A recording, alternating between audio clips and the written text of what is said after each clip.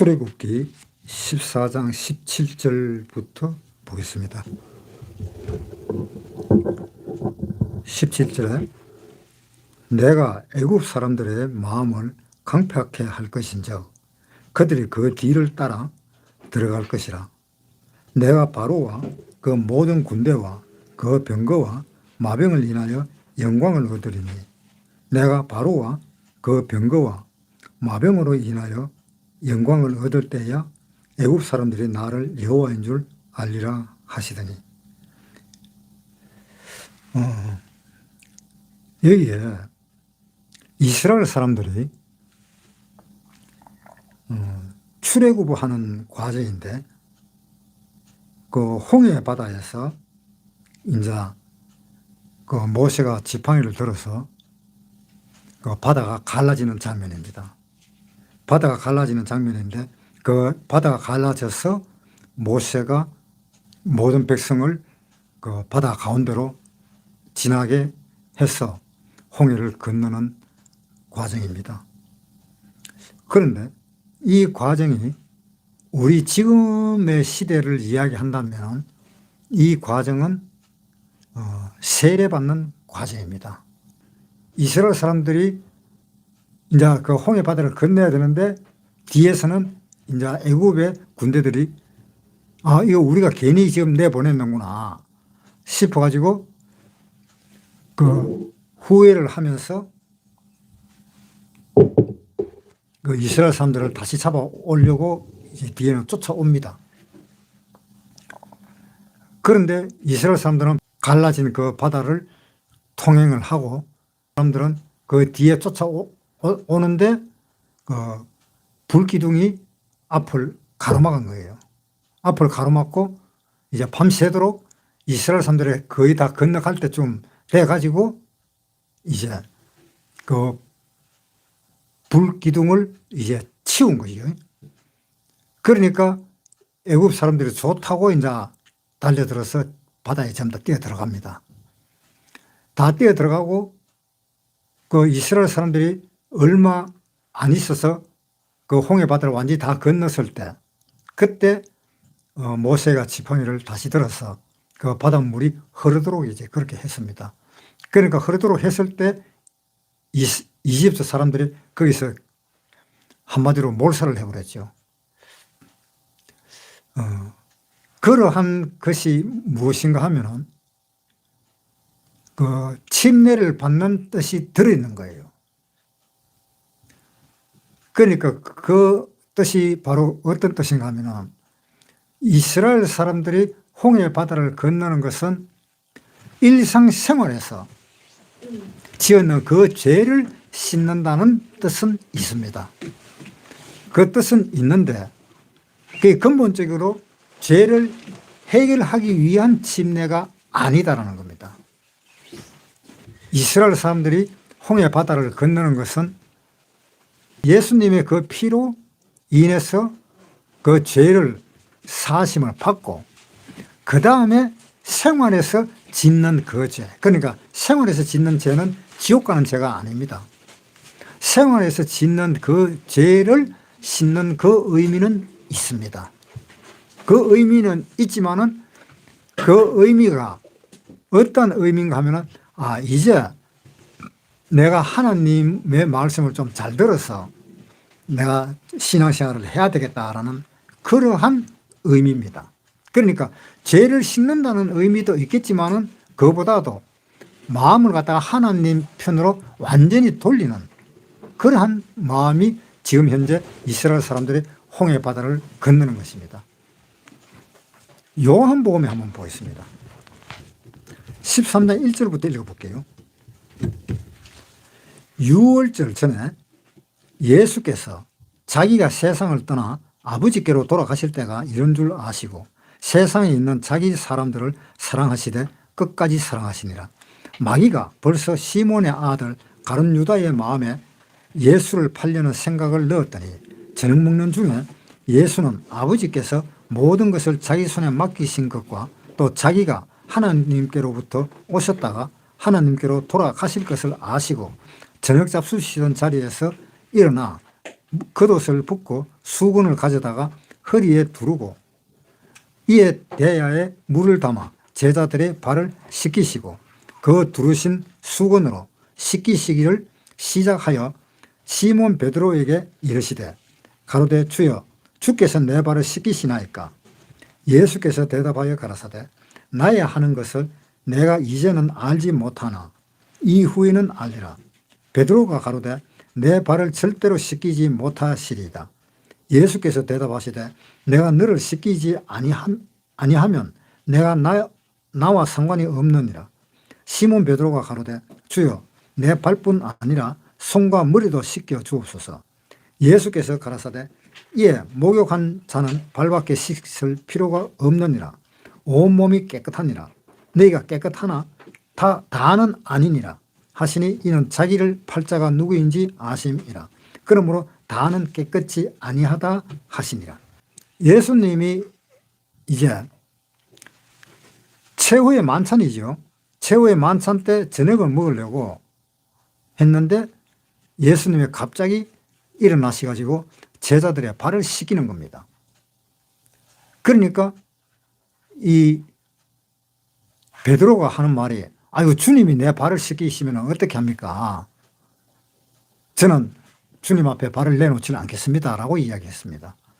그러니까 예수님이 내가 네한테 발을 씻겨주지 아니하면 너와 상관이 없다.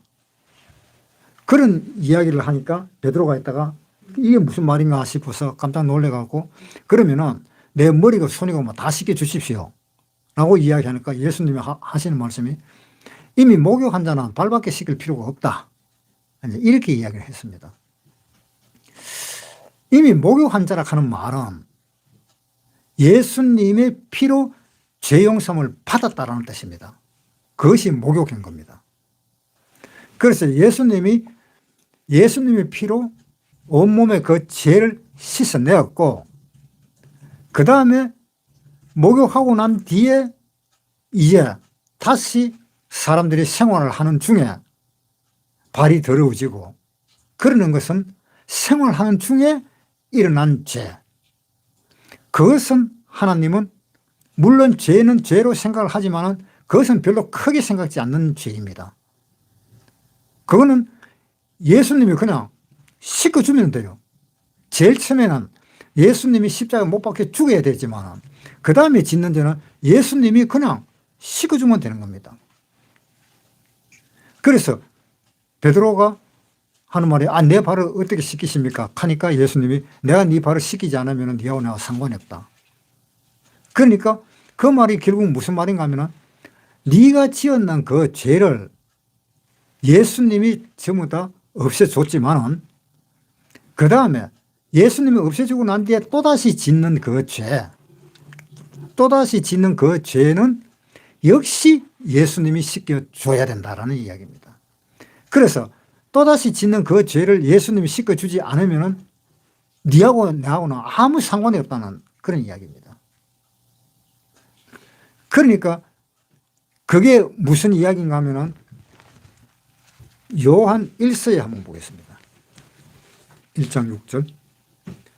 만일 우리가 하나님과 사귐이 있다 하고 어두운 가운데 행하면 거짓말을 하고 진리를 행치 아니함이거니와 저가 빛 가운데 계신 것 같이 우리도 빛 가운데 행하면 우리가 서로 사귐이 있고 그 아들 예수의 피가 우리를 모든 죄에서 깨끗하게 하실 것이요 만일 우리가 죄 없다 하면 스스로 속이고 또 진리가 우리 속에 있지 아니할 것이요 만일 우리가 우리 죄를 자백하면 저는 미쁘시고 의로우사 우리 죄를 사하시며 모든 불의에서 우리를 깨끗게 하실 것이요 만일 우리가 범죄하지 아니하였다 하면 하나님을 거짓말하는 자로 만드는 것이니 또한 그의 말씀이 우리 속에 있지 아니하리라. 사랑하는 자들아 내가 이것을 너희에게 쓰면 너희로 죄를 범치 않게 하려 함이라. 만일 누가 죄를 범하면 아버지 앞에서 우리에게 대언자가 있으니 곧 의로우신 예수 그리스도시라. 저는 우리 죄를 위한 화목 제물이니 우리만 위할 뿐 아니요 온 세상의 죄를 위하심이라. 우리가 그의 계명을 지키면 이로써 우리가 저를 아는 줄로 알 것이요 저를 아노라 하고 그 계명을 지키지 아니하는 자는 거짓말하는 자요 진리가 그 속에 있지 아니하되 누구든지 그의 말씀을 지키는 자는 하나님의 사랑이 참으로 그 속에서 온전케 되었나니 이로써 우리가 저 안에 있는 줄을 아노라. 저 안에 거한다 하는 자는 그의 행하시는 대로 자기도 행할지니라. 그러니까 이 말이 무슨 이야기인가 하면요 6절에 우리가 죄 없다 하면 스스로 속이고 진리가 우리 속에 있지 아니할 것이요 우리가 구원을 받아서 예수님한테 죄사함을 받아서 깨끗하게 되었는데 그런데 나는 깨끗하다 그러면서 어디 가서 자랑하는 것까지는 좋은데 그 자랑을 할 때 조심해야 된다 이 말입니다. 왜? 예수님한테 죄사함을 받고 난 뒤에 그 다음부터 생겨나는 죄 그것은 지옥 가는 죄가 아닙니다. 그 다음부터 생겨나는 그 죄가 있다라는 이야기입니다. 그러니까 우리는 날마다 죄를 짓습니다. 예수님한테 우리의 원래부터 있던 그 모든 죄를 다 용서를 받았지만은 그러나 날마다 짓는 그 죄가 있어요. 날마다 짓는 그 죄는 지옥 가는 죄가 아니고 그것은 하나님이 항상 우리 죄를 없애주는 죄입니다. 그래서 요한일서 2장에 1절부터 읽을게요. 나의 자녀들아 내가 이것을 너희에게 쓰면 너희로 죄를 범치 않게 하려 함이라. 만일 누가 죄를 범하면 아버지 앞에서 우리에게 대언자가 있으니 아버지 앞에서 우리에게 대언자가 있다. 하나님 앞에서 대신해 주는 사람이 있다. 한마디로 변호사가 있다 이 말이에요. 변호사. 그 변호사가 예수님이라는 겁니다. 그래서 하나님한테 변호하기를 이 사람은 애초부터 있던 우리의 원래의 그 죄 아담과 하와로 인해서 유전받은 그 죄 그 죄에서부터 이 사람이 현재까지 짓는 그 모든 죄를 내가 십자가의 피를 흘려서 하나님 앞에 증거로 죄 없다라는 증거를 내가 하나님한테 보였습니다. 그런데 그 다음에 짓는 그 죄는 역시 제가 하나님 앞에 매일같이 증거로 보내드리겠습니다. 그러니까 그 죄를 용서해 주십시오라고 이야기를 하는 겁니다. 그것이 요한일서 2장에 있는 이야기입니다. 나의 자녀들아 내가 이것을 너희에게 쓰면 너희로 죄를 범치 않게 하려 함이라. 만일 누가 죄를 범하면 아버지 앞에서 우리에게 대언자가 있으니 곧 의로우신 예수 그리스도시라. 저는 우리의 죄를 화목제물이니 우리만 위할 뿐 아니요 온 세상의 죄를 위하심이라. 그러니까 예수님이 이제 이렇게 대언을 해준다라고 이야기를 합니다. 그러니까 시편에 한번 보세요. 시편 68편 19절 날마다 우리 짐을 지시는 주 곧 우리의 구원이신 하나님을 찬송할지로다. 날마다 우리 짐을 지시는 주 곧 우리의 구원이신 하나님을 찬송할지로다. 자, 날마다 우리 짐을 짓는다 그랬잖아요. 이 날마다 우리 짐을 진다는 것은 뭐냐 하면은 구원받고 난 뒤에 짓는 죄를 이야기하고 있습니다. 그래서 구원받고 난 후에 그 죄를 날마다 진다는 겁니다. 왜냐? 천국에는 죄 없는 사람이 가기 때문에 죄가 조금이라도 있으면 안 되니까 그 죄는 하나님이 날마다 씻겨준다는 겁니다. 그러니까 결국은 예수님의 피가 지금까지도 흐르고 있다는 뜻이에요. 지금까지도. 예수님이 2000년 전에 돌아가셨지만 그 돌아가실 때 흘린 그 피가 지금까지도 계속 흐르고 있다는 겁니다. 하나님 나는 이 사람을 위해서 내가 십자가 못 박혀 죽었습니다 라고 이야기를 하는 겁니다. 그래서 그때야 하나님은 그래 그러면 죄도 구원을 받았네. 죄가 없으니까 그 죄는 네가 가지고 죽었으니까 그럼 이 사람 죄가 없는구나. 그래서 이 사람이 구원을 받은 거고 이 사람이 구원받고 난 뒤에 그 짓는 죄는 예수님이 계속 매일같이 보여주시는 겁니다. 하나님 앞에. 그 보여주는 것이 지금 2000년이 전에 흘리신 그 피가 2000년 후 지금까지도 계속 흐르는 그 피를 예수님은 보여주고 있다라는 이야기입니다. 그래서 요한복음 13장에 5절 이에 대야에 물을 담아 제자들의 발을 씻기시고 그 두르신 수건으로 씻기기를 시작하니 시몬 베드로에게 이르시되 가로되 주여 주께서 내 발을 씻기시나이까? 예수께서 대답하여 가라사대 나의 하는 것을 내가 이제는 알지 못하나 이후에는 알리라. 베드로가 가로되 내 발을 절대로 씻기지 못하시리이다. 예수께서 대답하시되 내가 너를 씻기지 아니하면 내가 나와 상관이 없느니라.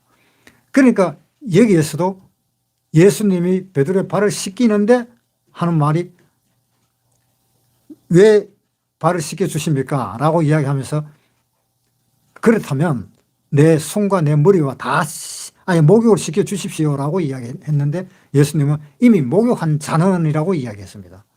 그래서 이미 목욕한 자는이라고 이야기한 것이 바로 뭔가 하면 예수님이 피를 흘려서 돌아가실 것을 이야기하고 있는 겁니다. 그래서 예수님이 피를 흘려서 돌아가시면 그 사람은 목욕을 한 사람이다.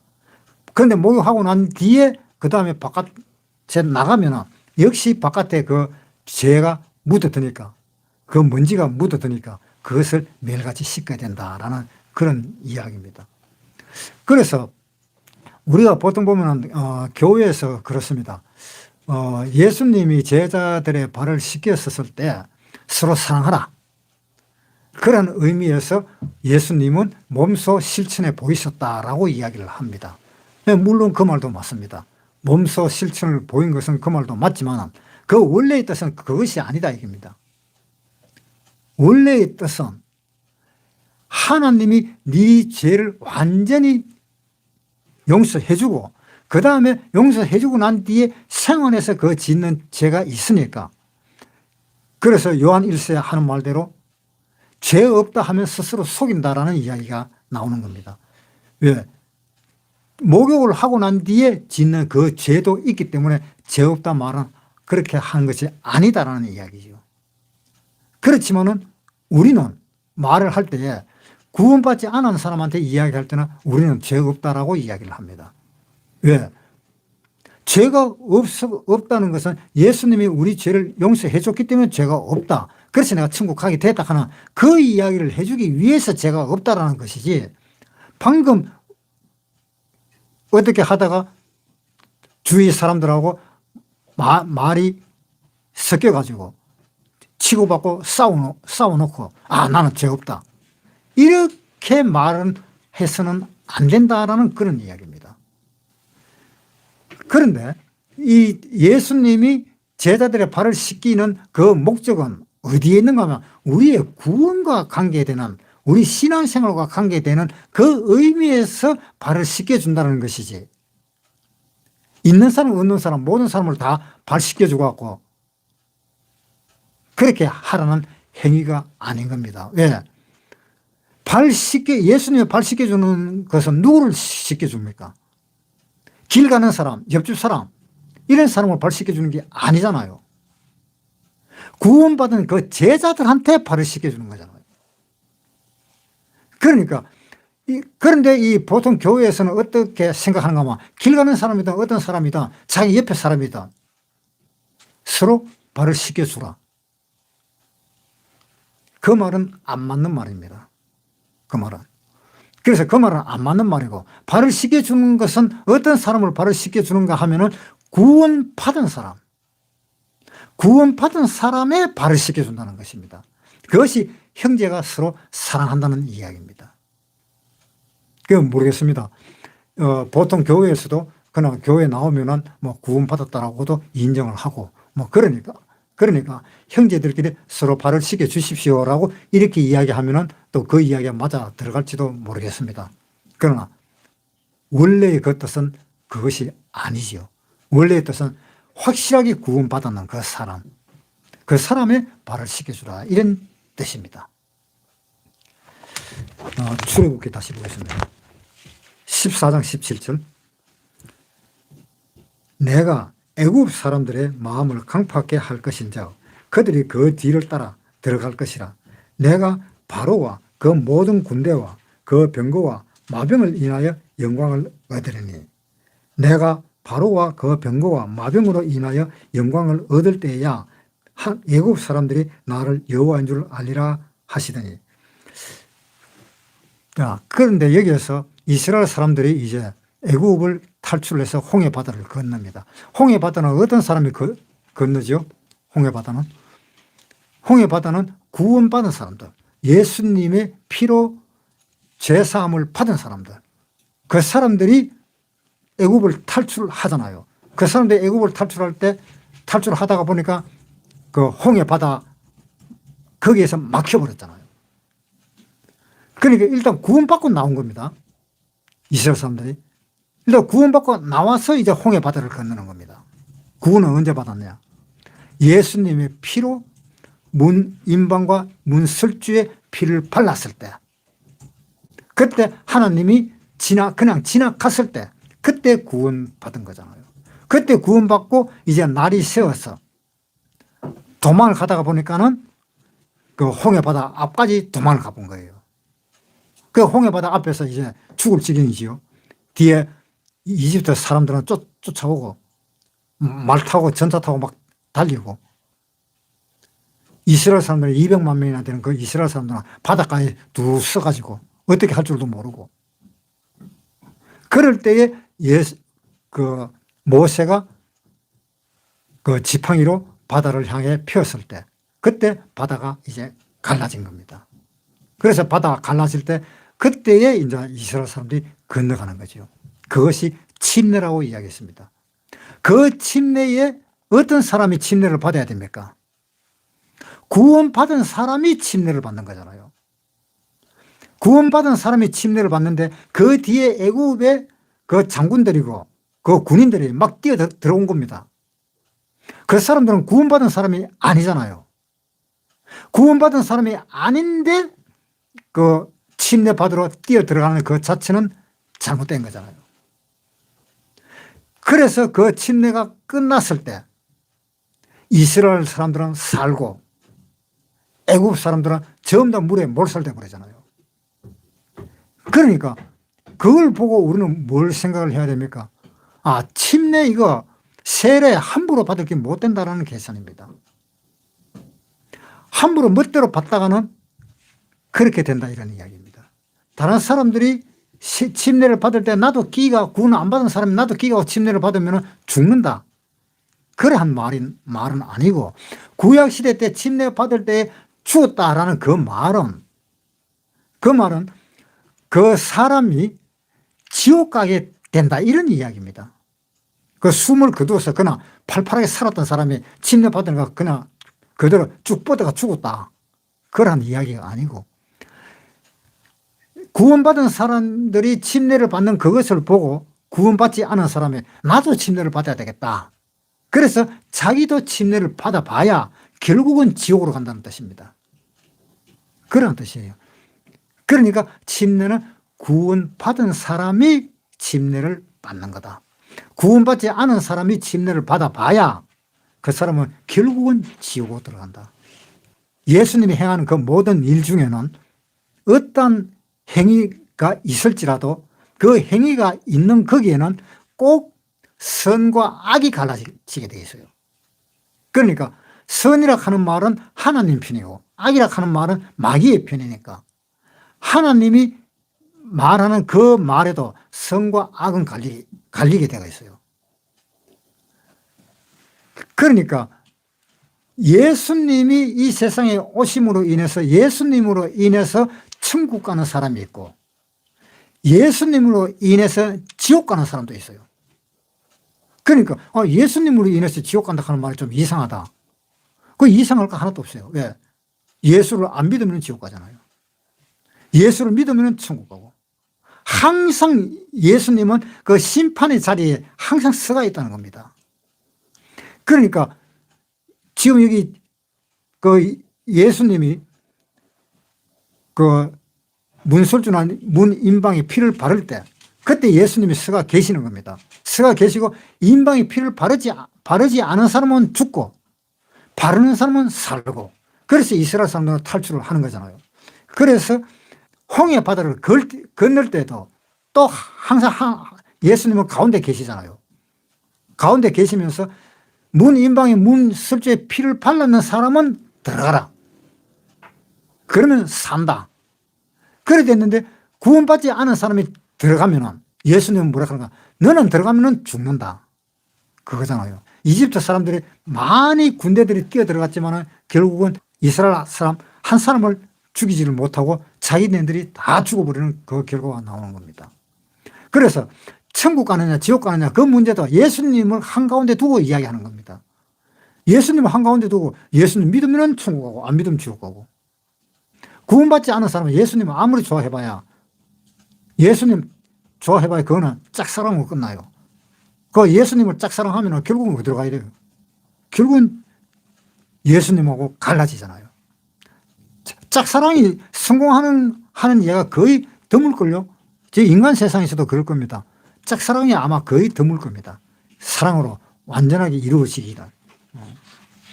하나님의 그 영광은 어디에서 나타나는가 하면요, 물론 구원받은 사람들이 많아서 하나님 보고 호산나 호산나 그러면서 하나님을 찬양하면은 그것도 영광을 받지만은, 구원을 받지 못한 사람들이 하나님 앞에서 저주를 받아서 지옥으로 들어가는 그것도 하나님의 영광입니다.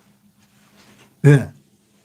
하나님의 그 능력을 무시하다가 그 하나님의 능력으로 인해서 지옥으로 들어가게 되면 하나님의 능력이 얼마나 크다라는 것을 알게 되니까 그것이 하나님의 영광입니다. 그래서 하나님의 영광은 구원받은 사람한테도 하나님의 영광이 있고 구원받지 않은 사람한테도 하나님의 영광은 따르게 되어 있습니다. 그러니까 하나님의 영광은 구원받는 사람이든 구원받지 않는 사람이든 누구한테든지 간에 하나님의 영광은 나타나게 되어 있습니다. 물론 하나님의 영광이 나타나게 되어서 그 영광을 찬양하는 그 사람은 구원받은 사람들이 찬양을 하겠죠. 구원받지 않는 사람은 하나님의 영광이 비칠 때에 구원받지 않은 사람은 이를 갈고 있을지도 모릅니다. 19절에 이스라엘 진 앞에 행하던 하나님의 사자가 옮겨 그 뒤로 행하며 구름이 기둥도 앞에서 그 뒤로 옮겨 애굽 진과 이스라엘 진 사이에 이르렀으니 저 편은 구름과 흑암이 있고 이 편은 밤이 광명하므로 밤새도록 저 편이 이 편에 가까이 못하였더라. 자, 그러니까 이 말은 그냥 이스라엘 사람들이 그 홍해 바다를 건널 때에 한 사람도 다치지 않도록 하기 위해서 하나님은 계속 그 구름 기둥과 그 불기둥을 항상 하나님이 막고 있다는 거. 그 이러한 이야기는 또 여기에도 해당됩니다. 우리 구원받은 사람은 한 사람도 남김없이 다 하나님 앞에 갑니다. 한마디로 우리가 휴거될 때는 한 사람도 이 땅에 남아있지를 않습니다. 구원받은 사람은. 한 사람도 남아있지 않고 몽땅 다 올라갑니다. 만약에 이 땅에 한 사람도 남아있다는 사람은 그 사람은 구원받지 않은 사람입니다. 한 사람도 남아있었다면 저 사람이 구원받은 사람인데 왜 안 올라가지? 그렇게 되면은 안 올라가는 그 사람은 구원받은 사람이 아니다 이 말입니다. 그러니까 거짓말을 한 거지. 이 세상에 있으면서 다른 사람이 구원받았다 하기는 아이고 나도 구원 못 받았다 이 소리 하려니까 창피스럽고 부끄럽고 또 손가락질 받을까 봐 겁이 나가지고 나도 구원받았다 그래야지 그러면서 구원받았다는 그러한 행동을 하고 그러한 생각을 가지면서 그냥 어울려 살았을 뿐이지 휴거될 때는 절대로 못 올라간다는 거. 휴거될 때 보면 그때 다 알아요. 그때 구원받았는지 안 받았는지. 그때 친구 또 가서 오면 이거 누구 예를 들어 내 친구가 내 친구가 안 올라왔네. 야는 이거 어떻게 된 거야? 지는 분명히 구원받았다 그랬는데 그런데 안 올라와. 그거는 속인 것밖에 안 돼요. 그래서 우리 교회의 특징이 바로 그겁니다. 구원 안 받았다 하면은 교회에 나오고 싶은 마음이 없는 거예요. 구원 받았다 하면은 교회에 나오고 싶은 마음이 있는데 구원 안 받았다면 교회에 나오고 싶은 마음이 없는 거예요. 왜? 자기 양심이 괴로우니까 견디지를 못하는 겁니다. 구원 안 받은 사람은. 그 다음 출애굽기 14장 21절부터 읽겠습니다. 모세가 바다 위로 손을 내어 민대 여호와께서 큰 동풍으로 밤새도록 바닷물을 물러가게 하시니 물이 갈라져 바다가 마른 땅이 된지라. 이스라엘 자손이 바다 가운데 육지로 행하고 물은 그들의 좌우 벽이 되니 애굽 사람들과 바로의 말들 병거들과 그 마병들이 다 그 뒤를 쫓아 바다 가운데 들어오는지라. 새벽에 여호와께서 불 구름 기둥 가운데서 애굽 군대를 보시고 그 군대를 어지럽게 하시며 그 병거 바퀴를 벗겨서 달리기에 극난하게 하시니 애굽 사람들이 가로되 이스라엘 앞에서 우리가 도망하자. 여호와가 그들을 위하여 싸워 애굽 사람들을 치는도다. 여기 물이 좌우의 벽을 이루고 있는데 그 물이 좌우 벽을 이루고 있는 그 가운데로 땅으로 지나가는데 구원받은 사람은 그 지나갈 때 마음이 어떨까? 하나도 겁이 나질 않을 것입니다. 구원받은 사람은. 예를 들어 우리가 이제 조금만 있으면 휴거 될 때 그때 우리가 하늘나라로 올라가면 와 이거 내 떨어져서 죽을까 봐 겁난다 하는 그런 생각이 들까요? 우주 속으로 막 올라갈 건데 내가 떨어지면 죽는데 큰일 났네. 그런 생각이 들까요? 절대 그런 생각이 안 들 것입니다. 애굽에서 탈출해가 홍해를 건너는데 좌우에 벽이 뭐같이 높은 벽이 있을지라도 하나도 겁이 안 날 겁니다. 그런데 애굽 사람은 뒤에서 따라 들어올 때 그 두려움이 있을 것입니다. 이 물이 혹시 나한테 덮치면 어떡하? 하는 그 두려움이 있을 것입니다. 결국은 그 두려움 속으로 애굽 사람들은 결국 그 물에 몰살되고 말았잖아요.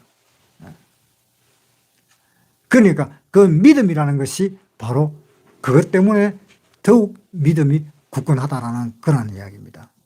왜? 두려움이 전혀 없으니까. 구원받지 않은 사람이 이스라엘 사람들을 잡으러 뛰어 들어오면 그때부터 걱정이 될 것입니다. 그 병거가 바퀴가 막 부서지고 막 달리는데 바퀴가 막 떨어져 나가는 거예요. 하나님이 그렇게 만드신 것입니다. 그 다음 25절 보겠습니다. 그 병거 바퀴를 벗겨서 달리기에 극난하게 하시니 애굽 사람들이 가로되 이스라엘 앞에서 우리가 도망하자. 여호와가 그들을 위하여 싸워 애굽 사람들을 치는도다. 이제 다 들어와 놔놓고 이제 도망가려고 하니까 바퀴가 다 떨어져 나가고 말도 안 듣고 그러니 이제 도망도 못 가는 그런 신세가 되어버린 거죠. 26절 여호와께서 모세에게 이르시되 손을 바다 위로 내어 밀어 물이 애굽 사람들과 그 병거들과 마병을 위해 다시 흐르게 하라 하시니 모세가 곧 손을 바다 위로 내어 밀매 새벽에 미쳐 바다에 그 세력이 회복된지라. 애굽 사람들이 물을 거스려 도망하나 여호와께서 애굽 사람들을 바다 가운데 엎으시니 물이 다시 흘러 병거들과 기병들을 덮되 그들의 뒤를 쫓아 바다에 들어간 바로와 바로의 군대를 다 덮고 하나도 남기지 아니하였더라. 자, 이집트 군대들을 하나도 남기지 않고 일단 발을 갖다가 그 홍해 거기에 그 땅바닥에 발을 디뎠는 사람들은 다 죽었다라고 그렇게 이야기를 하고 있습니다. 그 다음에 28절 물이 다시 흘러 병거들과 기병을 덮되 그들의 뒤쫓아 바다에 들어간 바로의 군대를 다 덮고 하나도 남기지 아니하였더라. 그러나 이스라엘 자손은 바다 가운데 육지로 행하였고 물이 좌우의 벽이 되었더라. 그날에 여호와께서 이같이 이스라엘을 애굽 사람의 손에서 구원하시매 이스라엘이 바닷가에 애굽 사람의 시체를 보았더라. 이스라엘 사람들이 바닷가에 애굽 사람들의 시체를 보았더라. 저 한번 보세요. 우리도 지금 보고 있잖아요. 병원에만 가봐도 오늘 내일 죽을 사람들 많이 보잖아요. 그것이 바로 무엇입니까? 이스라엘 사람을 뒤쫓아가는 애굽 사람들이잖아요. 애굽 사람들이 이스라엘 사람을 뒤덮쳐 따라가다가 결국 애국 물에서 죽어버리잖아요. 그 시체들이 둥둥 뜨잖아요. 우리 지금 생활하면서도 우리는 구원받은 사람이니까 별 생각 없이 우리는 보지만 우리가 구원받은 사람으로서 어떤 죽은 사람을 본다라든가 또 구원받지 않은 사람들을 볼 때에 우리는 뭐로 봅니까? 야, 니는 죽으면 지옥 가. 그 말은 벌써 이 사람을 시체로 생각한 겁니다. 죽어 있는 사람을 보잖아요. 죽어 있는 사람을 우리는 매일같이 엄청나게 봅니다. 길 가면서도 많은 사람들이 길을 가지만 살아있는 사람이 얼마나 됐을까? 그 사람들이 다 죽은 사람들입니다. 다 죽은 시체들입니다. 그런데 예수님은 죽은 사람들의 그 시체도 살리잖아요. 나사로가 죽어가지고 나흘이나 됐는데 그 마리아가 이야기하잖아요. 아, 그 예수님이 일찍 좀 왔었으면 이렇게 죽지도 않았을 건데. 벌써 죽은 지가 4일이나 돼서 냄새가 나나이다. 나는 그 냄새 나는 사람들을 살려주잖아요. 그런데 지금 죽은 사람들이 지금 엄청나게 많은데 그것을 조금만 신경 쓰고 한마디 말만 들었더라면 얼마든지 살 수 있는 사람들인데 죽어 있는 모습 그대로 가는 사람들이 엄청나게 많잖아요. 우리가 지금 그 시체를 보고 있잖아요. 이미 죽어가고 멀어져 가버린 그 시체. 하나님이 우리는 죽었다고 생각을 안 합니다. 하나님이 잔다라고 생각을 합니다. 사람들은 죽었다고 생각하지만 하나님 편에서는 자는 거예요. 자는 걸 갖다가 하나님이 다시 깨우는 겁니다. 다시 깨워서 휴거를 시키는 겁니다. 그게 구원받은 사람입니다. 그런데 구원받지 않은 사람은 다시 살리지도 안 하고 그 사람은 그냥 그대로 죽어 있다가 나중에 지옥으로 들어갈 때 그때 또 그대로 지옥으로 들어가요.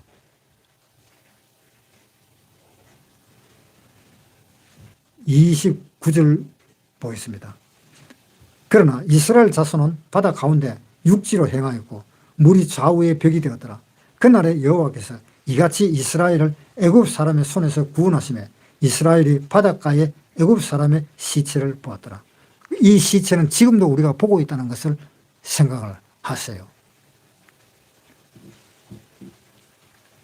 31절 이스라엘이 여호와께서 애굽 사람들에게 베푸신 큰 일을 보았으므로 백성이 여호와를 경외하며 여호와와 그 종 모세를 믿었더라.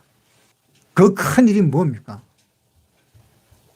우리가 예수님의 피와 또 홍해를 건너는 것으로 그 큰 하나님의 그 능력을 보고 믿지 않을래야 않을 수가 없었습니다. 제가 구원받았을 때 그랬었습니다. 아, 내가 구원받았구나. 내가 어떻게 해서 구원받았지? 아니, 나 같은 게 뭐라고 하나님이 나를 구원시켜줬지? 그렇게 생각하면서 내가 구원받았다는 것을 알 때에 하나님의 능력을 봤습니다. 하나님, 이제 하나님을 위해서 살겠습니다.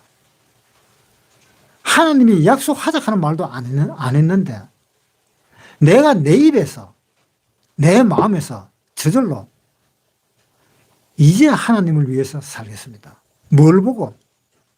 하나님이 나를 구원시켜 주신 것을 보고 하나님, 이제 하나님 위해서 살겠습니다 라고 이야기한 것이 기억이 납니다. 31절 이스라엘이 여호와께서 애굽 사람들에게 베푸신 큰 일을 보았으므로 백성이 여호와를 경외하며 여호와의 그 종 모세를 믿었더라. 그 종 모세를 믿은 것이 뭡니까? 그의 종 예수를 믿었더라. 그래서 저는 하나님을 언제 믿었느냐 하면 구원을 받고 믿은 거예요. 구원받기 전에는 못 믿었어요. 구원을 받고 믿었습니다. 여러분도 구원을 받고 예수를 믿으십시오. 그것이 우선입니다. 그것이 최우선입니다. 그러니까 마태복음에 그의 나라와 그의 의를 구하라. 그의 나라와 그의 의를 먼저 구하고 예수를 믿으라 이 말입니다. 예수를 믿고 난 뒤에 그의 나라와 그의 의를 구하는 것이 아닙니다. 예수를 믿기 전에 그의 나라와 그의 의를 구하는 것입니다.